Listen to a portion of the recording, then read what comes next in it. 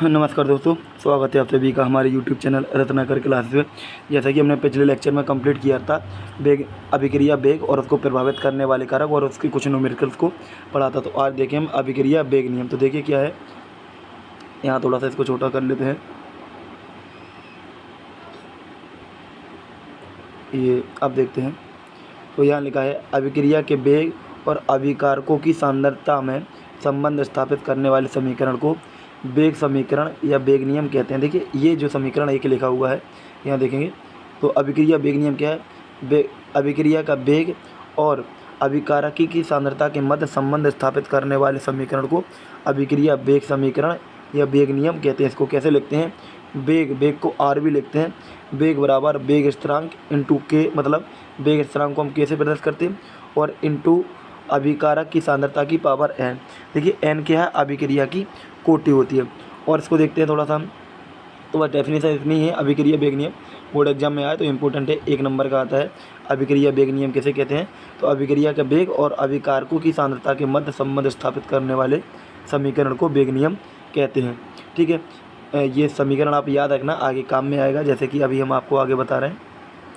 अब देखिए n यहाँ पर क्या है, अभिक्रिया की कोटि। अभिकारक कौन कौन से, ये देखिए अभी आपको बता देते हैं। अभिक्रिया वेग स्थिरांक, यानी कि ये जो लिखा हुआ है वेग स्थिरांक के, ये क्या होता है, अभिक्रिया का वेग स्थिरांक। तो किसी वेग स्थिरांक अभिक्रिया वह वेग है, क्या बोला, वेग स्थिरांक वह अभिक्रिया वेग है जबकि प्रत्येक अभिकारक की सांद्रता इकाई हो। यानी कि अभिकारक की सांद्रता कितनी होना चाहिए, इकाई होना चाहिए, 1 होना चाहिए।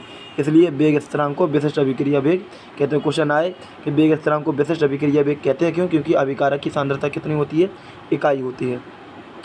अब देखिए वेग स्थिरांक की इकाई, तो वेग स्थिरांक की इकाई आती है, इकाई पूछी जाती है। तो 3 क्वेश्चन, मतलब इसमें 3 क्वेश्चन बनते हैं, शून्य कोटि, प्रथम कोटि, द्वितीय कोटि का। तो इसके छोटे से डेरिवेशन टाइप का है, तो आप इसको ध्यान से देखेंगे। तो देखिए यहाँ पर लिखा है वेग स्थिरांक, वेग ये वाला फॉर्मूला हमने आपको अभी बताया था, पीछे बोला था, याद रखना। वेग बराबर वेग स्थिरांक इंटू अभिकारक की सांद्रता की पावर n। तो इसको हम शॉर्ट में लिखेंगे। देखो वेग स्थिरांक के लिखा और ये अभिकारक की सांद्रता है, यहाँ लेके आएंगे तो वेग के बटे में हो जाएगा। फिर से समझो क्या बोल रहा है आपको, ये वेग स्थिरांक, ये वेग स्थिरांक है, वेग स्थिरांक को हम वहीं रहने देंगे। यहाँ पर ये गुणाम है तो किसके पास हो जाएगा, भाग में, किसके, वेग के भाग में हो जाएगा। तो वेग के भाग में क्या आ गया हमारा, वेग बटे ए। देखो अभिकारक की सांद्रता को यहाँ पर हमने ए लिखा और ए की पावर एन। एन क्या है, अभिक्रिया की कोटि। अब देखो आर हमने पीछे पढ़ा है, तो आर को हम सांद्रता बटे समय में लिखते हैं। सांद्रता बटे समय, सांद्रता का मात्रक होता है मोल प्रति लीटर और समय का होता है सेकेंड। तो देखिए यहाँ से 3 केस बनते हैं इसके। केस फर्स्ट है n बराबर 0, यानी कि अभिक्रिया हो शून्य कोटि की। तो ये कई बार बोर्ड एग्जाम में क्वेश्चन आ चुका है कि शून्य कोटि की अभिक्रिया के वेग स्थिरांक की इकाई क्या होती है। तो क्या होती है, देखिए आपको निकाल के बता देते हैं। ये हमारा फॉर्मूला बना, वेग आर की जगह हम रख देंगे मोल प्रति लीटर बटे समय, और अभिकारक की सांद्रता की पावर n की जगह 0, किसी पे घात 0, 0 का मान होता है a, 1 ही रहेगा। ठीक है, तो के बराबर हो जाएगा आर, और आर का मात्रक हमारा, यानी कि वेग का मात्रक जो होता है वही आएगा यहाँ पर mole litre inverse second inverse. तो डायरेक्ट आप इसको याद रखना, डायरेक्ट पूछा जाएगा, इस तरीके से आपको नहीं करना है। ठीक है, नेक्स्ट देखते हैं। अभिक्रिया अगर प्रथम कोटि के, यानी कि n की वैल्यू आपको 1 रखना है, तो आपका ये फार्मूला के बराबर आर ए की पावर 1। तो ए की पावर 1 रहेगा, तो देखिए क्या होगा, देखो ए अभिकारक है, अभिकारक का मात्रक क्या होता है, मोल प्रति लीटर, और जो आर होता है, आर का मोल प्रति लीटर और बटे समय। ये जो देखो जो आपको यहाँ पर बताया था, सांद्रता बटे समय, सांद्रता का मोल प्रति लीटर बटे समय का क्या होता है, सेकेंड। ठीक है, तो आर की जगह सांद्रता बटे समय और सांद्रता का क्या होता है, मोल प्रति लीटर। तो यही रखा है, आर की जगह मोल प्रति लीटर और समय की जगह क्या रख दिया, सेकेंड। और ये जो ए है इसकी जगह रखा है मोल प्रति लीटर, क्योंकि यहाँ पर केवल क्या है, सांद्रता, तो सांद्रता का केवल मोल प्रति लीटर, सॉरी। तो देखते हैं आगे, हम बता रहे थे आपको n बराबर 1 के लिए बता रहे थे आपको। तो यहाँ पर देखेंगे ये के बराबर, ये फार्मूला हो जाता है आर बटे ए की पावर n। तो आर का फार्मूला, आर का हमारा रहेगा इतनी वैल्यू, और ए की जगह रख देंगे हम मोल प्रति लीटर। तो देखेंगे आप, मोल प्रति लीटर से मोल प्रति लीटर कैंसिल हो जाएगा, 1/सेकंड बचेगा, तो 1/सेकंड हो जाएगा आपका इनवर्स। यानी कि अगर अभिक्रिया प्रथम कोटि की है या n बराबर 1 है, ठीक है, प्रथम कोटि की अभिक्रिया या n बराबर 1 है, तो जो वेग स्थिरांक की इकाई होती है वो होती है आपकी सेकेंड इनवर्स। नेक्स्ट देखेंगे हम केस सेकंड। मतलब केस थर्ड n बराबर 2, यानी कि अभिक्रिया द्वितीय कोटि को तब क्या करेंगे r बटे a की पावर 2। देखिए a की पावर 2 यहाँ पर क्यों हो गई, क्योंकि n की जगह हम वैल्यू रख रहे हैं। जब शून्य कोटि की थी तो n की जगह 0 था, प्रथम कोटि की n की जगह 1 था, द्वितीय कोटि की n की जगह 2 है। अब यहाँ पर क्या लिखेंगे, r का हमने यहाँ पर रख दिया सांद्रता बटे समय, और a का हम सांद्रता ही रखते हैं, क्योंकि यहाँ पर हमने मोल प्रति लीटर जानबूझ के नहीं रखा है, क्योंकि यहाँ पर सांद्रता ये ऊपर भी रखी और सांद्रता का स्क्वायर, क्योंकि अभिकारक का मतलब होता है सांद्रता, तो यहाँ पर सांद्रता का स्क्वायर और ऊपर किया केवल सांद्रता बटे समय लिख दिया हमने। तो एक यहाँ पर स्क्वायर का मतलब 2 सांद्रता, एक सांद्रता से एक सांद्रता कैंसिल हो जाएगी।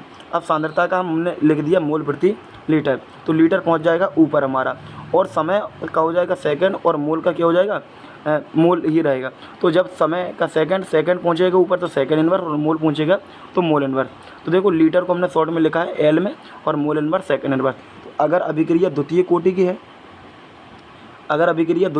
है, तो क्या हो जाएगा हमारा के बराबर हो जाएगा L mole inverse second inverse. ठीक है, तो इस तरीके से हमने आपको तीनों बता दिए ये, तो ध्यान रखना है वेग स्थिरांक की इकाई डायरेक्ट भी आप याद रखेंगे तब भी काम चल जाएगा। ठीक है, तो अगर शून्य कोटि के तो के बराबर mole litre inverse second inverse, प्रथम कोटि के तो के सेकंड इनवर्स, और अगर द्वितीय कोटि की है तो के mole inverse litre mole inverse second inverse. ठीक है, अब नेक्स्ट देखते हैं वेग स्थिरांक को प्रभावित करने वाले कारक। तो यहाँ पे हम थोड़ा सा देख लेते हैं,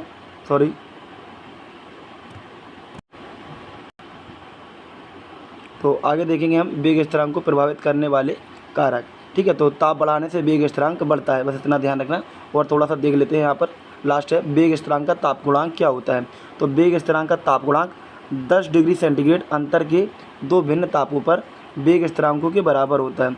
तो ये थ्योरी है, वेग स्थिरांक का जो ताप गुणांक होता है 10 डिग्री सेंटीग्रेड के अंतर पर दो भिन्न तापों पर वेग स्थिरांक के बराबर होता है। कैसा, वेग स्थिरांक का अगर ताप गुणांक निकालना है तो एक टी प्लस 10 डिग्री सेंटीग्रेड पर वेग स्थिरांक का मान और एक टी डिग्री सेंटीग्रेड पर, इनका जो अनुपात हो जाएगा वो कहलाएगा आपका वेग स्थिरांक का ताप गुणांक। यानी कि शॉर्ट में इसको लिखेंगे तो के टी प्लस 10 अपॉन के टी। ठीक है, एक के लिखा है 25, एक के लिखा है 35, इन दोनों के अनुपात को क्या बोलेंगे हम, वेग स्थिरांक का ताप गुणांक।